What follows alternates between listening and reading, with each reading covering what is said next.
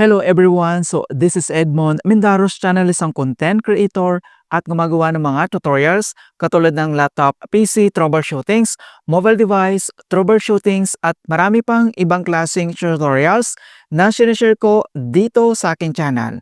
At sa video ito ay pag-uusapan natin at i-guide ko kayo on how to send money from Palawan Pay App to Cebuana Micro Savings Account. Kung hindi mo kabisado kung paano ba mag-cash in or tapapan ang yung micro savings account, gamit lang yung Palawan Pay App. And then, ang video ito ay makakatulong sa iyo as your guide. Kaya wag na natin patagalin at start na natin. So, bago tayo mag-proceed, sa Cebuana natin ay may dalawa po tayo doon na my wallet and then yung micro savings account natin. So, ang lalagyan natin or tapapan ay yung ating micro savings account. Okay, so proceed na tayo. Then next step, kailangan mo lang i-open or mag-login dito lang sa ating Palawan Pay App and then click mo lang. And then, kailangan lang tayo mag-login gamit yung biometric. So, biometric authentications, scan mo lang dito sa mobile screen ang yung fingerprint na registered para ma-access ka agad yung ating Palawan account. Ayan, so ganun lang po kabilis kapag activated na yung biometric. So dito lang sa ating Palawan profile homepage, then next step, kailangan mo lang i-click dito yung Send Money.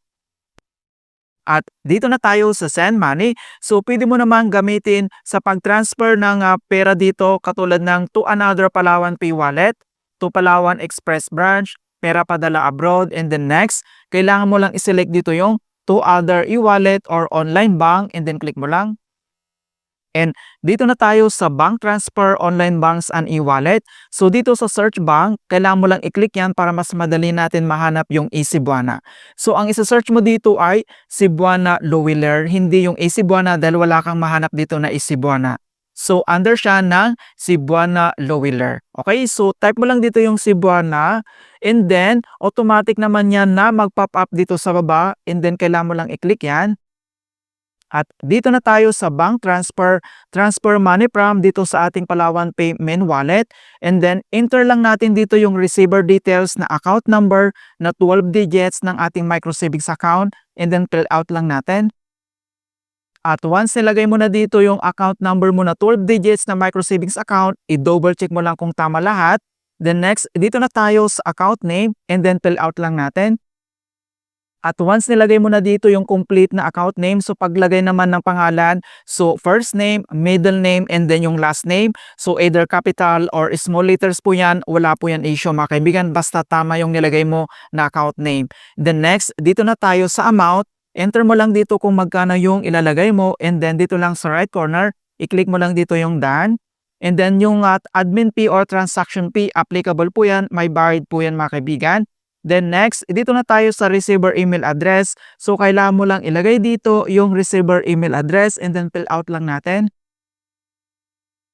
At once nilagay mo na dito yung receiver email address and then dito na tayo sa purpose, i-click mo lang yung arrow na yan.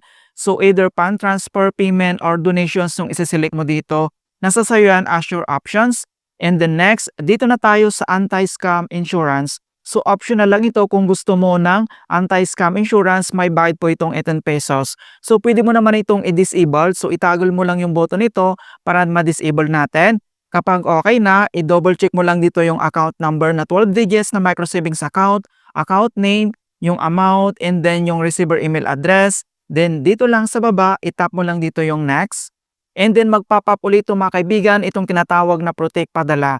So nasa sayo yan kung gusto mo. So may option dito na I want to be protected or continue without protect padala. So select lang natin dito yung continue without protect padala. At dito na tayo sa review transfer. Okay, so send to, dito lang sa ating Cebuana Lowiller account. And then from sa main wallet natin ng Palawan Pay, then yung amount, and then yung transaction fee, napakababa lang talaga sa Palawan Pay, 5 pesos lang yung babayaran natin dito. And then next, dito naman sa baba, may paalala dito mga kaibigan na bago tayo mag-confirm, so basahin mong mabuti itong notifications. So lahat ng transactions sa ibang bangko or e-wallet gamit ang InstaPay ay makredit ka agad sa receiver. kung nabawasan ang credit ng iyong account at hindi pa ito nakuha ng receiver, ito ay iimbestigahan sa loob ng 1 o 2 araw. So mayroon naman ditong mobile number o yung customer service po nila na pwede nating i-reach out or tawagan mga kaibigan. Mayroon ditong email din mga kaibigan na kailangan natin tawagan just in case nagkaroon ng problema. Okay, and then dito naman sa use your rewards, pwede mo naman gamitin or enable yung points dito para malis yung babayaran natin dito. And then meron naman ditong get discount with your voucher. Pwede mong gamitin yan. Kapag okay na siya, dito lang sa top right corner, itap mo lang dito yung confirm. And then, kailangan lang tayo mag-biometric authentications para ma-authorize yung transactions. So, scan lang natin yung ating fingerprint para ma-authorize natin. And processing. Ayan. So, makita mo na dito na transfer sent. So, transfer successful. And dito naman yung complete details. At para ma-confirm natin na talagang pumasok na and then back lang tayo, kailangan lang natin mag-login dito lang sa ating EasyBona app and then click mo lang. And then, kailangan lang tayo ditong mag-login. So, itap mo lang dito yung login. At enter lang natin dito yung ating registered na EasyBona account number natin, yung mobile number. At once nalagay mo na dito yung mobile number mo, and then itap mo lang dito yung next. And then enter lang natin dito yung ating 6-digit PIN.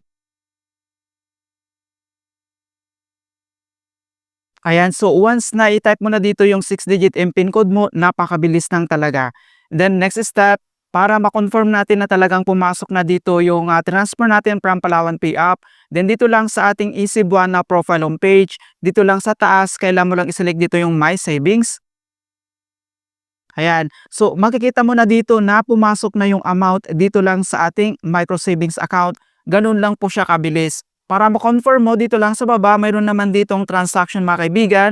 I-click mo lang yan and then check mo lang. Okay, so nandito na yung amount na galing lang doon sa ating Palawan Pay App mga kaibigan. Nandito na yung full amount.